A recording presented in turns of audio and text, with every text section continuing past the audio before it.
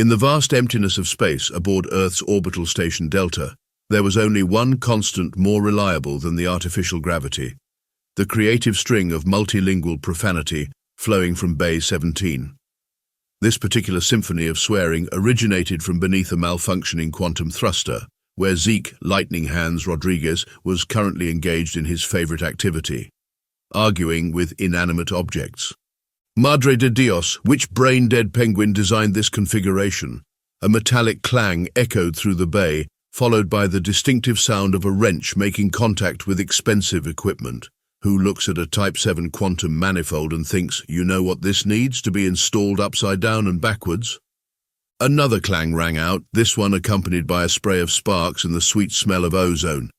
Most mechanics would have called for specialized tools, or, at the very least, a diagnostic computer. Zeke, however, believed in a more direct approach. His trusty wrench, lovingly named Bessie, had yet to meet a problem it couldn't solve through the careful application of percussive maintenance. "Aha!" he exclaimed, sliding out from under the thruster. His dark hair was streaked with grease, and his coveralls bore the proud stains of 1,000 mechanical victories. "That'll teach you to question the laws of thermodynamics, you overpriced toaster." The repair logs would later show that Zeke had somehow managed to increase the thruster's efficiency by 47%, using nothing but a standard wrench and what one engineer described as terrifyingly creative abuse of basic physics. This was fairly typical for Lightning Hands Rodriguez, whose reputation for mechanical miracles was matched only by his legendary intolerance for poor engineering. Station scuttlebutt had it that he once fixed a critical life support failure with nothing but duct tape and spite. Another story claimed he'd reprogrammed a malfunctioning AI by threatening it with a socket wrench until it got its binary act together. The AI in question still developed a nervous tic whenever anyone picked up a wrench in its presence.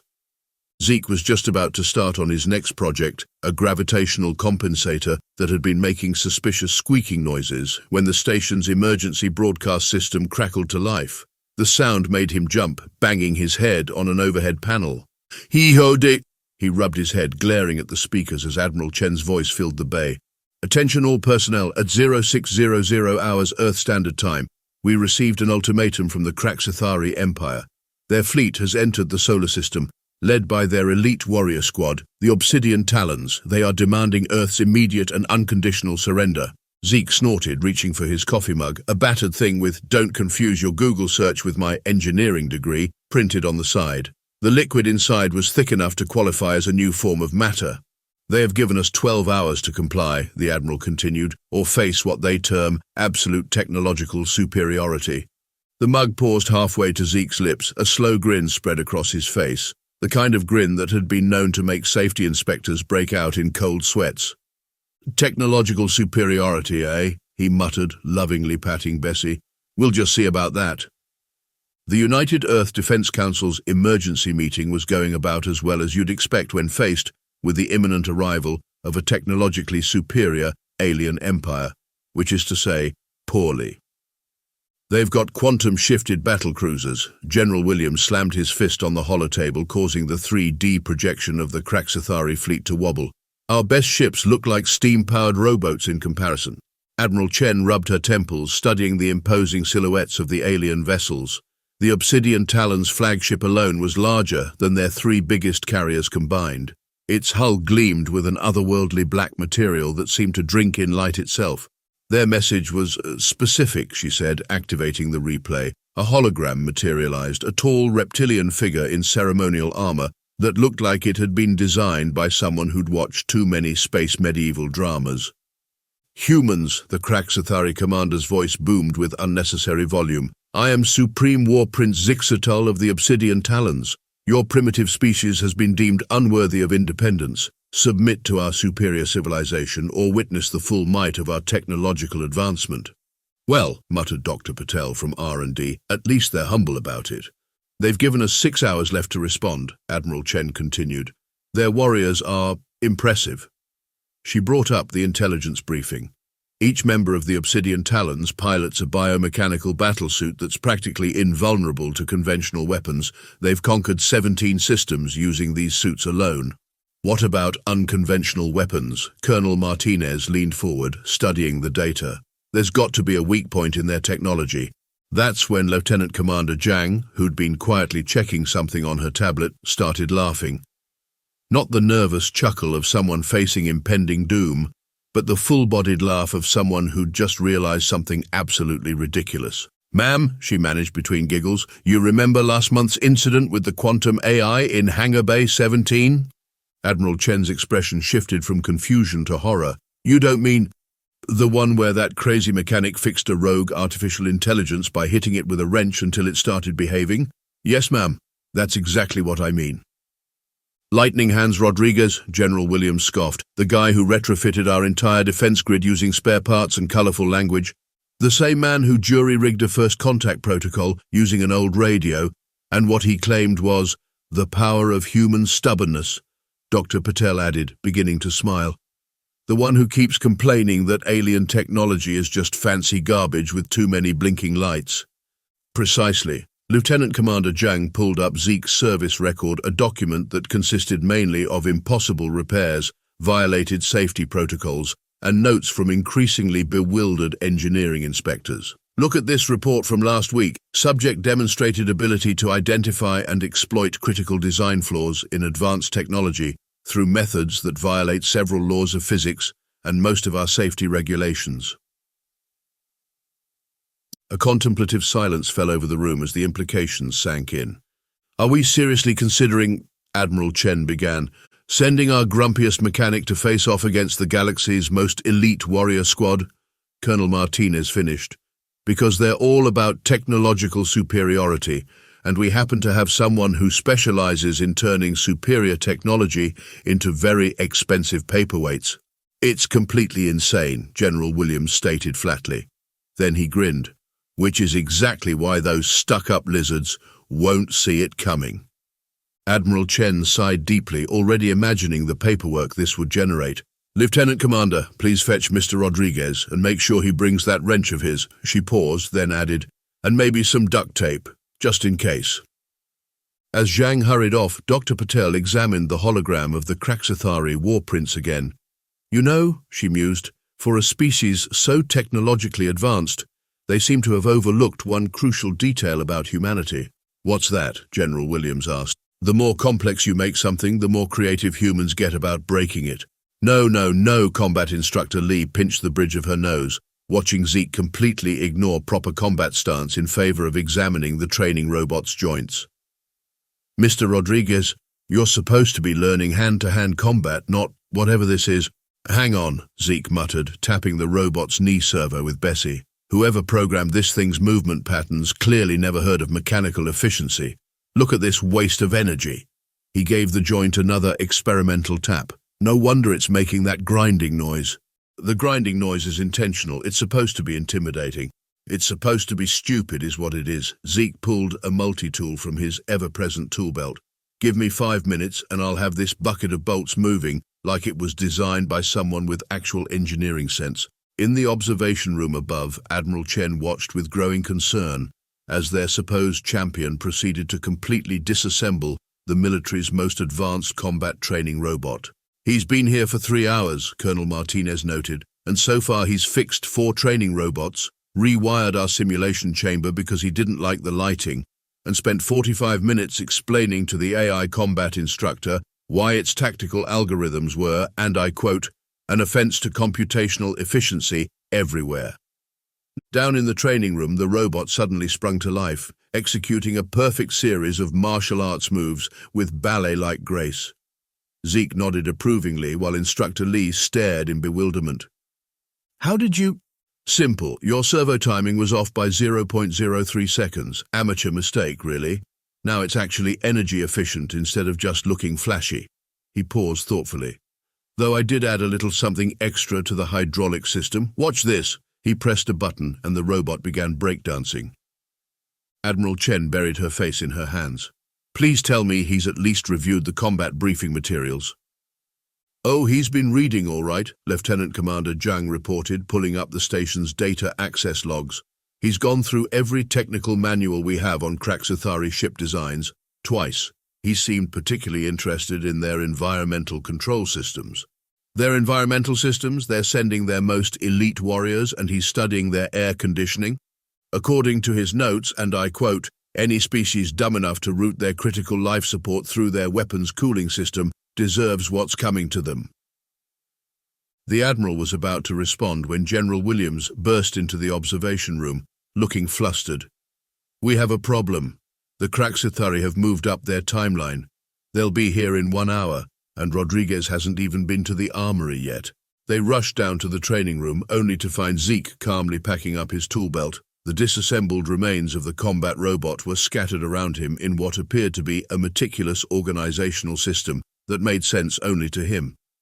"Mr. Rodriguez," Admiral Chen began carefully, "shouldn't you be getting equipped for combat?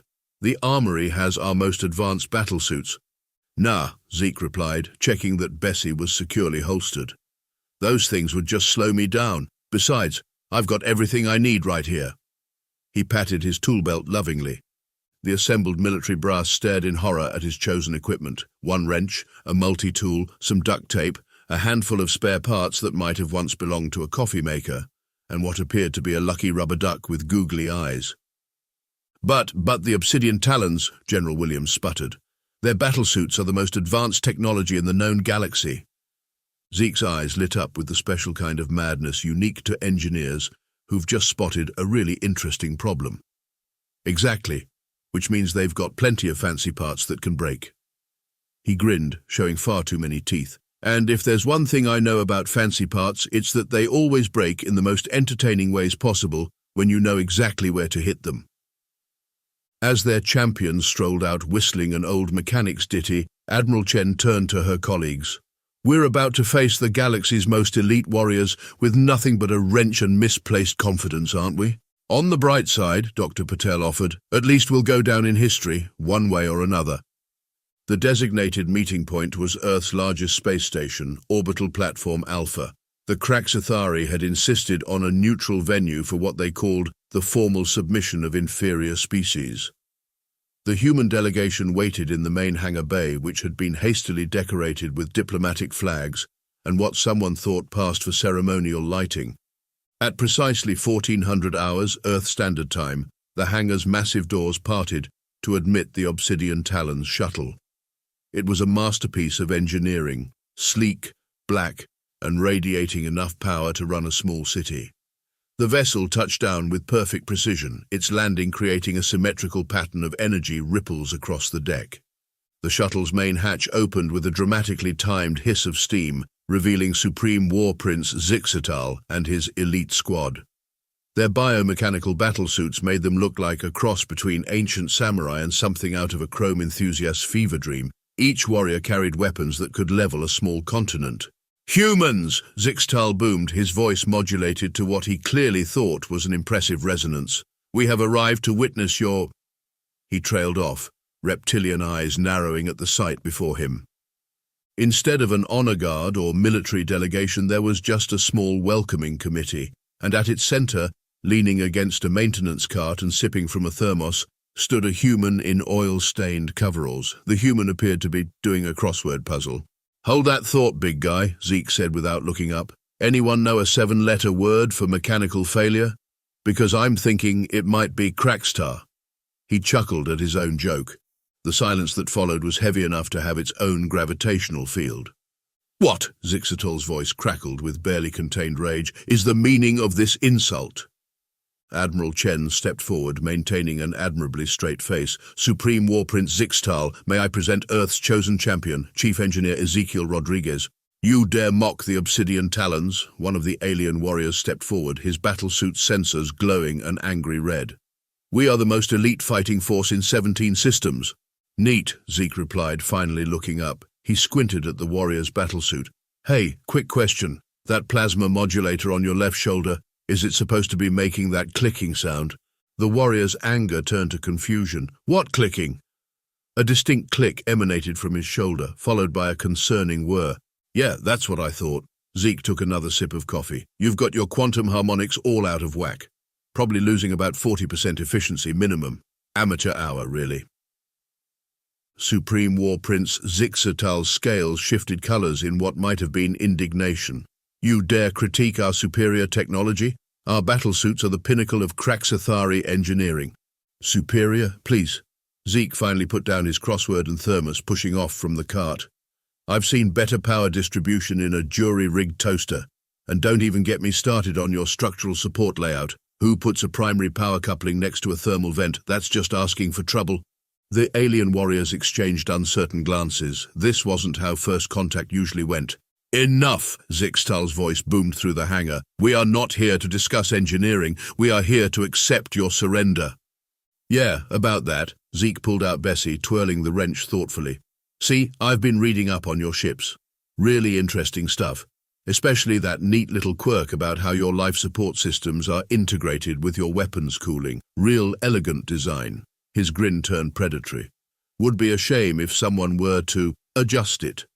For the first time in recorded history, the Supreme War Prince of the Obsidian Talons looked uncertain. You read our technical manuals? Oh yeah, fascinating reading. Particularly enjoyed the section about your quantum-shifted battlecruisers. Got to admit, routing all your shield harmonics through a single resonance chamber is a bold choice. He gestured at their shuttle with Bessie. Speaking of which, you might want to check your port stabilizer. That harmonic variance is going to cause you grief in about, 3 minutes. Right on cue, the shuttle emitted a high-pitched whine. Impossible, one of the warriors exclaimed. Our technology is perfect. We have conquered 17 systems. 17 systems full of people who were too polite to tell you your engineering sucks? Zeke shrugged. Look, I get it. You went for flash over function. Common rookie mistake. But seriously. He pointed at various parts of their battlesuits. That servo needs realignment. That power coupling is one sneeze away from failure. And whoever designed your thermal management system should be ashamed of themselves. The Krax'thari warriors were now openly fidgeting, some of them surreptitiously checking their suit diagnostics. Supreme War Prince Zeke Rodriguez's scales had shifted to an interesting shade of pale green. You know what your real problem is? Zeke continued, warming to his subject. Over-engineering. You've got so many redundant systems, they're actually interfering with each other. It's like watching a room full of middle managers try to change a light bulb. Admiral Chen, who had been watching this exchange with growing amazement, finally cleared her throat. Perhaps we should proceed with the, formal proceedings. Oh, right. Zeke straightened up, adopting what he probably thought was a formal pose. So here's the deal. You can either turn around and leave, or I can start pointing out all the critical design flaws in your equipment in detail with demonstrations. Supreme War Prince Zeke Rodriguez looked at Earth's champion, this oil-stained human, with a wrench and an unnervingly thorough knowledge of their technical specifications, and made a decision that would change the course of galactic history. Unfortunately for him, it was the wrong one. We will not be intimidated by a mere mechanic. Obsidian Talons, prepare for combat. Finally, Zeke grinned, giving Bessie a practice swing. I was hoping you'd say that. Now, about that plasma modulator. The battle, if you could call it that, began with Supreme War Prince Zeke Rodriguez making what military historians would later describe as a critical error in judgment. He tried to shoot Zeke. The plasma blast from his battlesuit's primary weapon should have vaporized the human mechanic. Instead, Zeke had already ducked under a nearby console, muttering about power fluctuations. See, that's exactly what I'm talking about, his voice echoed from somewhere beneath the deck plating. Your plasma containment is running way too hot. Give it about 30 seconds, and that whole arm assembly is going to lock up. Silence, Zixtal roared, then paused as his suit's right arm became increasingly difficult to move. What is happening? Basic thermodynamics, buddy. There was a metallic clang, followed by the distinct sound of someone rewiring something that really shouldn't be rewired. Also, you might want to take about 3 steps to your left. I will not fall for your primitive. The deck plate beneath Zixtal's feet suddenly vented steam, causing his battlesuit to stumble exactly 3 steps to the left. Told you, environmental control systems are my specialty. Zeke emerged from a maintenance hatch that definitely hadn't been there 5 minutes ago. Now, about that quantum harmonics issue. 2 Obsidian Talon warriors moved to flank him, their weapons charging with an ominous hum. Zeke ignored them completely, instead walking straight up to their shuttle, with the confident stride of someone about to commit authorized maintenance. "Don't mind me, just gonna take a quick look at your propulsion matrix. It's making this weird resonance that's driving me crazy." He disappeared into the shuttle before anyone could stop him. "Stop him," Zixtal commanded, but his warriors had their own problems. One was frantically trying to disengage his helmet's environmental controls, which had started playing what sounded suspiciously like Earth polka music. Another found his suit's servos locked in what appeared to be a permanent chicken dance position. "Oh yeah," Zeke's voice echoed from inside the shuttle. "This is even worse than I thought. Who designed this power distribution grid? A caffeinated octopus? Hold on, let me just..." There was a series of clangs, followed by the distinctive sound of duct tape being applied with extreme prejudice. Warning lights began flashing across every battlesuit's display. Somehow, their quantum-encrypted command networks were being overwritten with what appeared to be coffee maker maintenance protocols. "Did you know," Zeke continued conversationally, emerging from the shuttle covered in even more grease than before, "that your entire fleet systems are synchronized through quantum entanglement? Pretty clever, actually. Means all the ships share the same basic coding structure." He grinned. "Also means they share the same basic flaws." Supreme War Prince Zixtal watched in horror as his elite warriors' battlesuits began to malfunction in increasingly bizarre ways. One started playing ancient Earth disco music through its external speakers. Another's translation matrix switched to speaking exclusively in bad poetry. "You cannot defeat the might of the Krax'thari Empire with a mere wrench," Zixtal declared, though his voice modulator chose that moment to shift to a squeaky falsetto. "Wanna bet?" Zeke held up Bessie lovingly. "This mere wrench has fixed quantum drives, realigned temporal stabilizers, and once convinced a coffee machine to achieve sentience. Though that last one was probably a mistake, thing won't stop trying to optimize everyone's caffeine intake." He ducked under another warrior's wild swing, using the momentum to access a maintenance panel on the suit's back. "See, here's your problem right here. You've got your primary power routing through a single-phase quantum converter, amateur hour." A few quick adjustments with Bessie, and the warrior's suit began performing an enthusiastic rendition of the Macarena. But our technology is superior," one of the remaining functional warriors protested. "Superior?" Zeke scoffed, now somehow simultaneously rewiring 3 different systems while drinking from his seemingly bottomless thermos. "Your idea of superior technology is slapping quantum fields on everything and hoping it works. Here's a pro tip. Sometimes a good old-fashioned wrench is all you need." To demonstrate his point, he gave a nearby panel a solid whack with Bessie. The impact somehow triggered a cascade of system failures throughout the entire Krax'thari fleet. Battlesuits began shutting down, ships lost power, and at least one cruiser's AI decided it wanted to pursue a career in interpretive dance. "Did you just..." Admiral Chen stared in disbelief. "Disable an entire alien fleet by hitting it with a wrench?" "Technically," Zeke replied, applying more duct tape to something that was probably important. "I used the wrench to trigger a quantum resonance cascade that exploited their over-reliance on synchronized systems. Also, I may have replaced some of their combat protocols with my coffee machine's maintenance routines." The last functioning Obsidian Talon warrior looked at his disabled comrades, then at his own suit's display, which was now showing a detailed tutorial on proper coffee bean storage. "This is impossible." Zixtal's voice had returned to normal, but his battlesuit was now stuck in what appeared to be an infinite boot loop. "Our engineers spent decades perfecting these systems." "Yeah, well, your engineers never had to fix a quantum drive with nothing but duct tape and spite at 3 in the morning. Zeke patted the shuttle's hull sympathetically. "You guys focus so much on making things complicated, you forget the first rule of engineering. If it ain't broke, you're not looking hard enough." With a final dramatic flourish of his wrench, Zeke triggered what he later described in his repair log as a minor adjustment to their fleet's quantum stability matrix.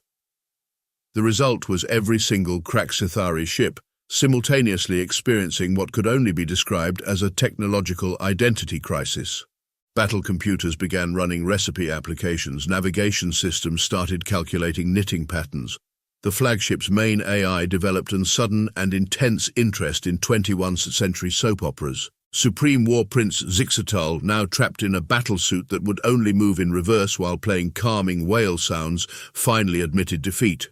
How? He asked, watching his mighty fleet reduced to a collection of very expensive, very confused machinery. How did one human with a wrench defeat the most advanced military force in the galaxy? Zeke shrugged, already heading back to his maintenance cart. Simple. I just gave your superior technology exactly what it needed. A real mechanic's touch. He paused, then added with a grin. Also, you really should have read the warning labels on those quantum harmonics. Never route your primary systems through the same circuit as your coffee maker. That's just asking for trouble. The formal surrender of the Krax'thari Empire took place aboard Orbital Platform Alpha, though not quite in the manner anyone expected. Supreme War Prince Zeke signed the peace treaty, while his battlesuit performed an interpretive dance routine to classical music, a lingering effect of Zeke's repairs that no one had been able to fix. Furthermore, Zeke read from the treaty, his voice occasionally glitching into what sounded like a game show host's enthusiasm. The Krax'thari Empire formally acknowledges humanity's superior engineering capabilities. He shuddered at the last words, casting a nervous glance at Zeke, who was absently fixing a coffee machine in the corner. Did you hear something rattling in the quantum manifold? Zeke called out, not looking up from his work. Every Krax'thari warrior in the room flinched. The treaty terms were unprecedented. The Empire agreed to establish a joint engineering oversight committee, mandatory maintenance training programs, and most importantly, a galaxy-wide ban on what they now called unnecessarily complicated systems design. News of humanity's victory spread across the galaxy faster than a quantum cascade failure. The headlines were spectacular. Human mechanic defeats elite alien force with single wrench. Krax'thari Empire surrenders, citing traumatic engineering experience. Local maintenance worker saves Earth, complains about paperwork. Back on Earth, the United Defense Council was dealing with an unexpected problem. Their reluctant hero wanted nothing to do with fame. Look, Zeke explained to a room full of admirals, generals, and increasingly frustrated PR specialists, I appreciate the medals and all, but I've got a fusion reactor that needs recalibrating in Bay 17. Those plasma injectors aren't going to align themselves. But you're a hero, General Williams protested. The people want to hear your story. There's talk of a movie deal. A movie? About what? Me telling aliens their engineering sucks and hitting things with a wrench until they work? Zeke snorted. Besides, someone needs to fix all these superior alien ships they left behind. Have you seen their maintenance logs? It's like they never heard of regular oil changes. Despite his protests, Zeke's legacy had already taken on a life of its own. The wrench became a symbol of human ingenuity across the galaxy. Engineering schools added creative problem-solving with limited tools to their curricula, though no one could quite replicate Zeke's unique approach to mechanical psychology. The Krax'thari, meanwhile, underwent a complete cultural transformation. Their engineering schools now emphasized simplicity and maintenance accessibility. Their military discontinued the use of synchronized quantum systems, citing potential vulnerability to caffeine-based reprogramming. As for Zeke, he did what he did best. He went back to work. The only noticeable changes were the occasional alien engineering student who would show up at his bay, hoping to learn the mysteries of the wrench, and a new sign on his workspace that read, Warning, unauthorized quantum modifications in progress. 6 months after the incident, Admiral Chen found him in his usual spot, half buried under a maintenance panel, creative multilingual swearing echoing through the bay. The Andromedan Confederation wants to meet humanity's engineering champion, she informed him. Apparently, they've developed some new, unhackable quantum encryption system. A muffled clang came from under the panel, followed by, Tell them their encryption's probably routed through their environmental controls, like every other over-engineered piece of space junk out here. Actually, the Admiral smiled, that's exactly why they want to meet you. They're worried their system might be vulnerable to, what did they call it? Aggressive maintenance procedures. Zeke emerged, covered in grease but grinning. Well, can't let them keep building things wrong, can we? He patted Bessie affectionately. Just let me finish fixing this quantum regulator. Someone thought it would be smart to install it upside down and backwards, again. And so, as humanity took its place among the stars, a new saying spread through the galaxy. Beware the species that fixes their most advanced technology with duct tape and attitude. They've learned to make anything work, whether it wants to or not. In the end, the greatest warrior the Krax'thari Empire ever faced wasn't a soldier with a weapon, but a grumpy mechanic with a wrench and a very low tolerance for poor engineering.